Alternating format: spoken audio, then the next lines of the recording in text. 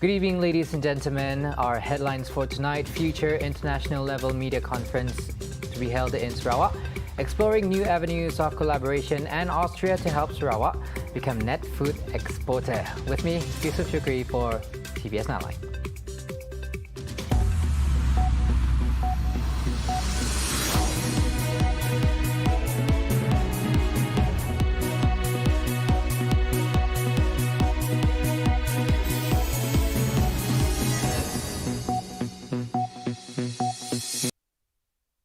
In efforts to develop the media industry in the state, Premier of Sarawak, Datuk Patinggi Tan Sri Abang Johari Tunopeng said Sarawak would organise an international level media conference in the future. He added that this conference, among others, will examine ways to enhance the quality of reporting and the kind of cooperation that can be established with universities in the field of journalism. Dan dia mempunyai latar belakang multidisiplin. Kita mau juga wartawan mempunyai latar belakang sains, macam menakar hal algae. Apabila menakar hal algae, kita mau wartawan tu tahu apa itu algae. Bagaimana SAF dikeluarkan daripada algae. Apakah itu lipid? Kerana lipid adalah keluar daripada lumut. Dan lipid ini mengeluarkan minyak SAF. Dan mana dia, you must have that journalist having a background on science. Otherwise, reporting salah. Dan juga dari sudut ekonomi, finance. We want also journalist and having background on corporate finance and finance. Supaya laporan itu betul dibuat oleh wartawan. At the same time, the Premier said the state possesses strong ecosystem by having its own TV station to deliver news from Sarawak. Sarawak sudah ada the whole ecosystem dalam masa 4 tahun ini, di mana kita ada stesen TV kita sendiri, TVS, yang kita buat sendiri. Kalau dulu bergantung RTM, kalau toke RTM berubah juga kontennya. Ini berlaku. Dan sekarang kita ada TV kita sendiri. Dan keduanya kita ada UKAS, our own media group. Sebenarnya UKAS lahir disebabkan oleh pertukaran kerajaan dahulu, di mana banyak kajian kita telah dikeluarkan. Jadi kesian kerana sudah kita absorbkan and form our UKAS. Dan ini bukan saja untuk kerjaan, tetapi untuk memberi maklumat yang betul. He said this at a high tea reception held in conjunction with the Sarawak Level Hawana 2023 on Monday. The National Journalist Day Hawana 2023, which falls on May 29th, is celebrated by all media practitioners. Austria has expressed its interest in further empowering its technological collaboration with Sarawak. Its ambassador in Malaysia, Andreas Lorne, said various companies from Austria are interested in exploring renewable and green energy. Other areas of interest include public transport, tourism, and the medicine industry. And for Austrian companies come here to stay here to engage in long-term partnerships, and we want to offer the Premier full support in all areas that are of importance for him. At the same time, Andreas said Austria will continue to support Sarawak moving forward. From experience from Peninsular Malaysia, Austria has become a major investor in Peninsular Malaysia, has invested billions of US dollars or euros in Peninsular Malaysia. And I think it's sometimes something that goes hand in hand. Technology partnership and direct investment is something that sometimes coincides. And so we are very optimistic that we can step up our. At the same time, Andreas Lorne expressed Austria's willingness to support Sarawak's goal of becoming a net food exporter by 2030. Lorne highlighted Austria's potential contribution to Sarawak's progress, particularly in the modernization of agriculture. Austria has great technologies in the area of smart plantation and agriculture, sustainable agriculture and organic farming, but also in terms of reforestation and other areas. And we would be delighted to share our experiences with Sarawak. I think international cooperation is more important than ever. It's not necessary to reinvent the wheel anew, right? Yeah. But to share international experiences and to work together. Andrea said this in a media conference after paying a courtesy call to Sarawak Minister for Food Industry, Commodity and Regional Development, Dato Sri Dr. Stephen Rundi Utom at the State Legislative Assembly complex earlier today. Rundi, in response, acknowledged the need for Sarawak to act swiftly and embrace technology to meet its 2030 target. He emphasized the significance of empowering small-scale growers and farmers, particularly those in rural areas, to enhance their capacity in producing high-quality food products. We have identified certain crops which is of high value, and that is durian and also banana, pineapple and coconut that can be developed into industry. Of course, other products as well. And I'm very grateful that they mentioned pepper. To me, pepper is actually our bread and butter used to be, and people move to oil palm and so on. But we'll be going back to it.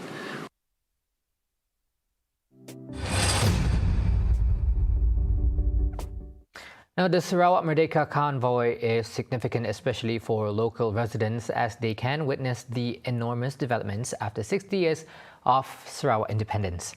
Deputy Minister of Youth, Sports and Entrepreneur Development, Datuk Gerald Rentap Jabu said as participants embrace the changes that development have brought about, this would indirectly cultivate the spirit of patriotism among Sarawakins.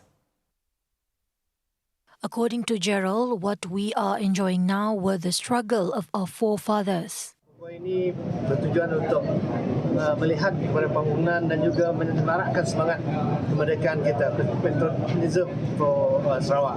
Ini penting kerana memandangkan pada 22 Julai 60 tahun lepas Sarawak telah merdeka daripada jajahan kolonial British dan membentuk Malaysia pada 16 September 1963. Dan ini perlu diberi perhatian yang lebih terutamanya kepada generasi muda kita kerana apa kita kecapi pada hari ini memang daripada hasil titik peluh perjuangan pemimpin-pemimpin kita, rakyat kita dari dulu lagi.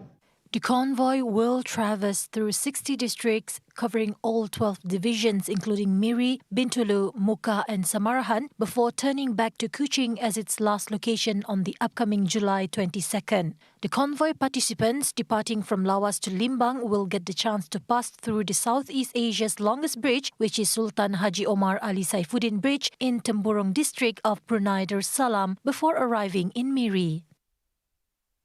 Meanwhile, Deputy Prime Minister Datuk Sri Fadilah Yusof have arrived in Brussels, Belgium, for his first official visit and trade mission to the European Union or EU. The EU trip is a joint mission with the Indonesian government under the Council of Palm Producing Countries or CPOPC in response to the implementation of the European Union Deforestation Regulation or EUDR, which aims to prevent deforestation due to agricultural activities.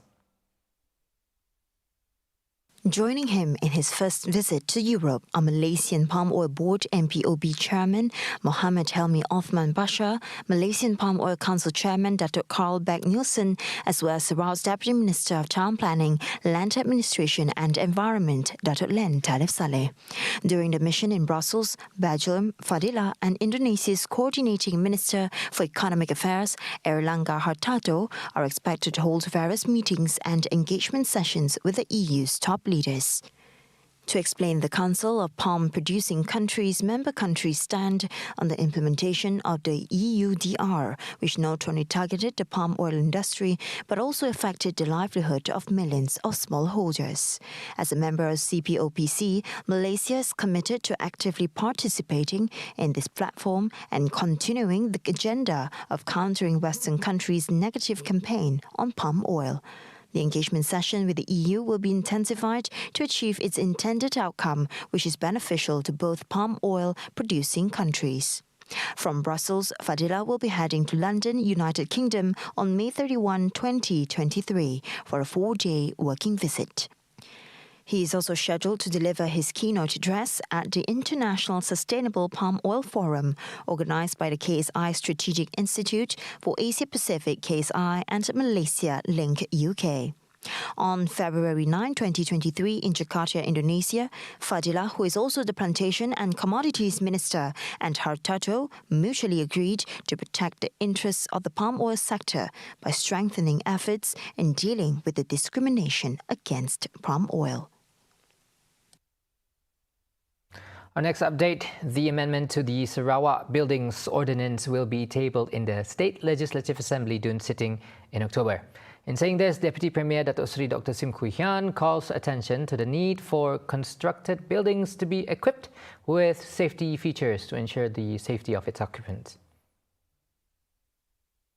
I would like to table it by October because I was hoping to table it by May. In a recent one, because all these bombard the community, the professionals put in so much effort, right, and to refine it to bring Sarawak out to what we expected as a progressive Sarawak. So I want to table it as soon as I can. He told this to reporters at the launch of the fire safety campaign in conjunction with the Hari Gawai Celebration 2023 on Monday. Dr. Sim, who is also the Minister of Public Health, Housing and Local Government Sarawak, said he will bring up the matter to the Federal Ministry of Local Government Development to provide a new category for housing development. Earlier, Dr. Sim said his ministry will introduce the necessary amendment to the Sarawak Buildings Ordinance to include first aid facilities, as well as to address the need of improving fire safety, especially for high-rise buildings. Coming up right after the break, Anwar congratulates Erdogan and e-seal device to curb smuggling in Malaysia. Right here on TVS Nightline. Stay tuned.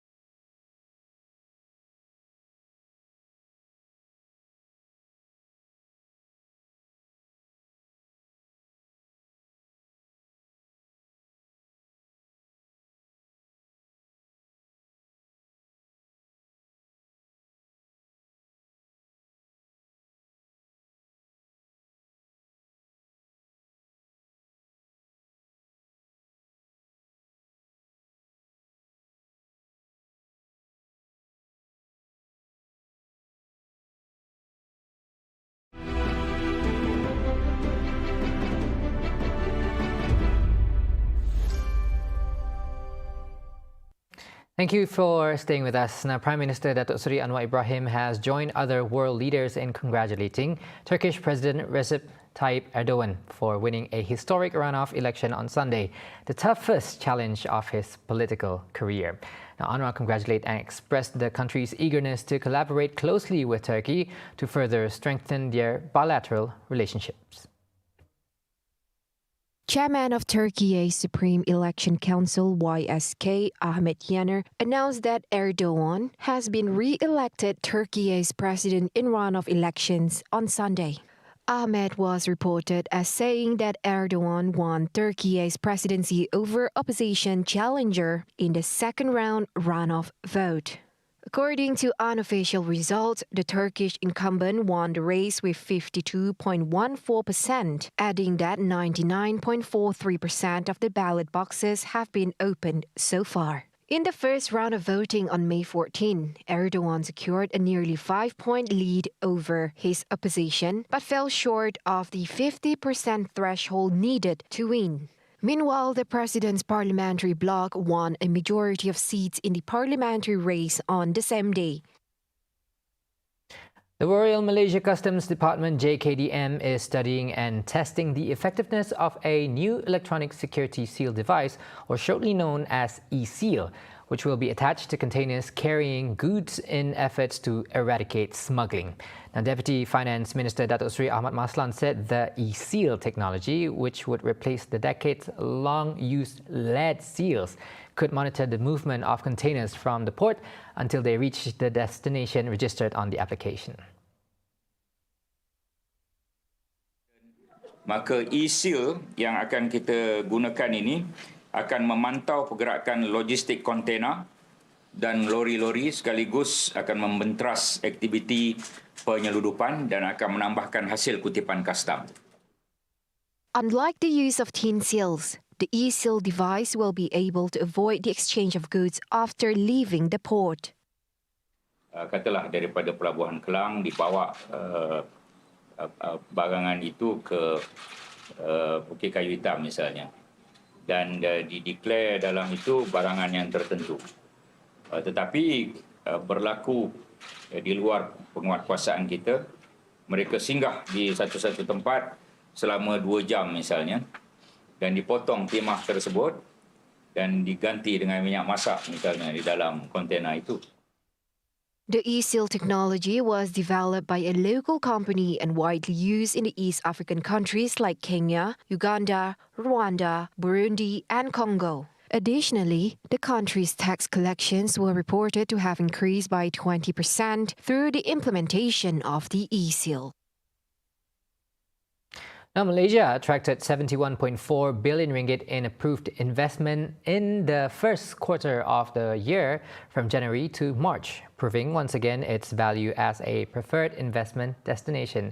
With an impressive number of 1,265 projects approved, it is expected that these projects will generate over 23,000 new job opportunities across the manufacturing, services and primary sectors. With its conducive investment landscape, Malaysia continues to capture more foreign direct investments (FDI) than domestic direct investments (DDI). From a domestic perspective, this reflects renewed confidence in Malaysia's growth prospects. FDI contributed 37.5 billion ringgit, representing 52.5% of the total approved investments. Singapore took the lead with 11.5 billion ringgit, and the British Virgin Islands was second at 7.1 billion ringgit, followed closely by the People's Republic of China, PRC, at 6.5 billion ringgit.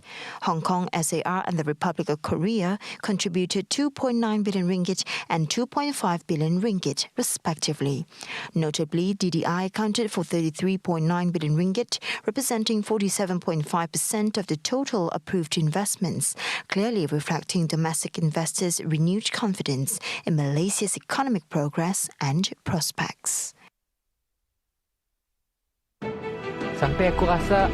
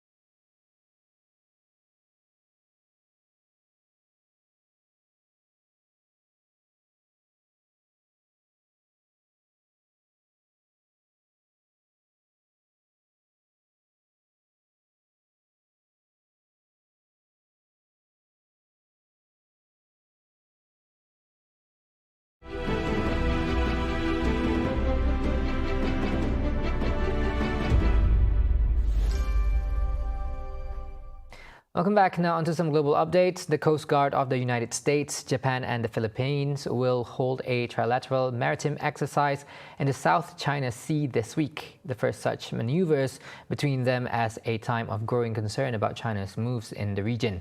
Philippine Coast Guard spokesman Arman Balilo said the June 1st to 7th exercise in waters off Bataan province was an initiative of the United States and Japan, while Australia would join as an observer.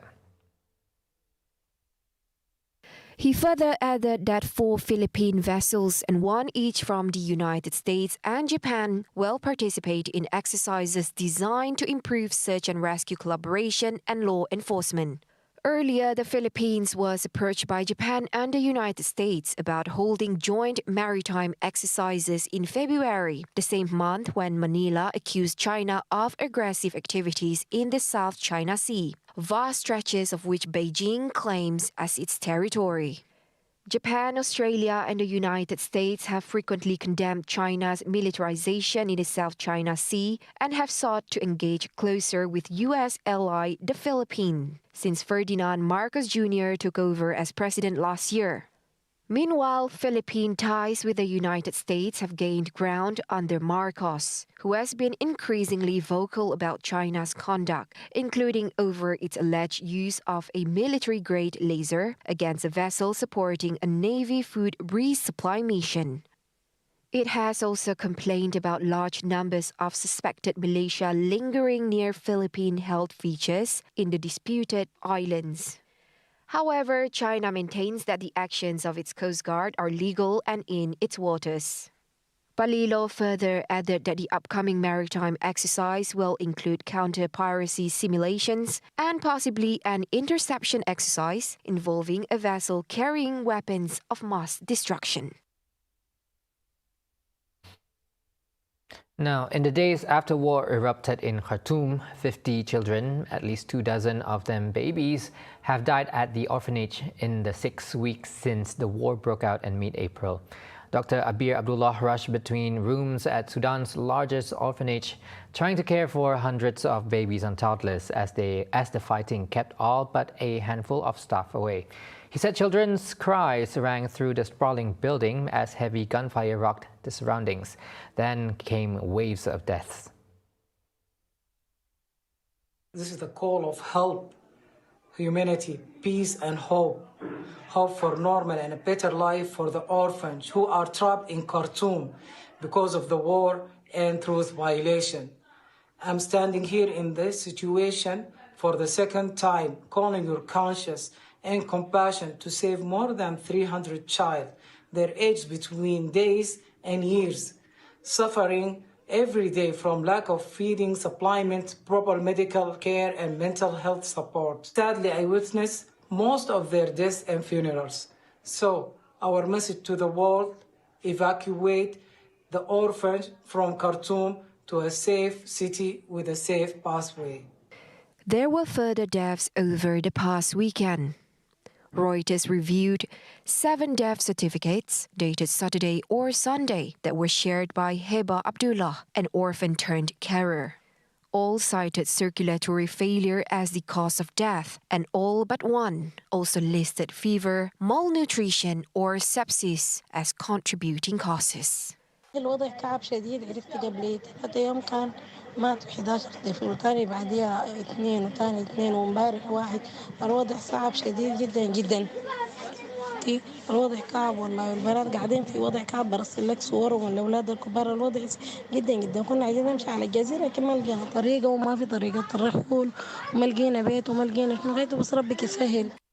Heba added that following an explosion at a neighboring building, babies had to be evacuated from one of the orphanage's rooms.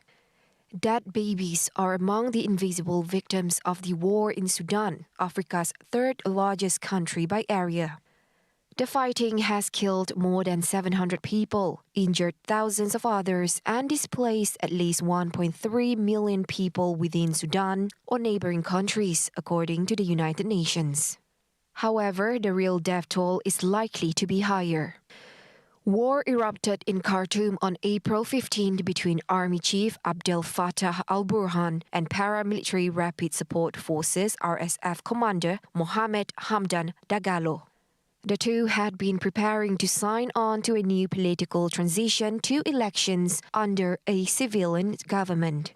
Together, They had toppled a civilian government in an October 2021 coup.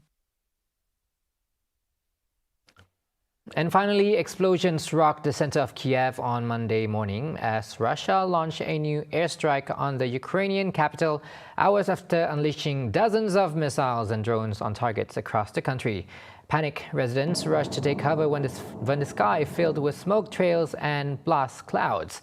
Kiev Mayor Vitaly Klitschko urged residents to seek shelters while emergency services had been dispatched. Meanwhile, Yuri Inat, spokesperson for the Ukrainian Air Force, said the attack had been conducted with ballistic missiles, thought to be Iskanders and possibly also S-300 and S-400 missiles.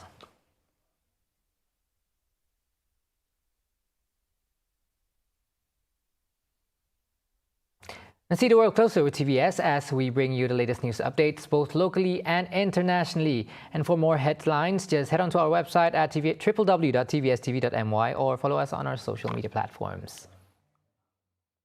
And that wraps it up for tonight's TVS Nightline. Once again, I'm Yusuf. Thank you for watching. Assalamualaikum and good night.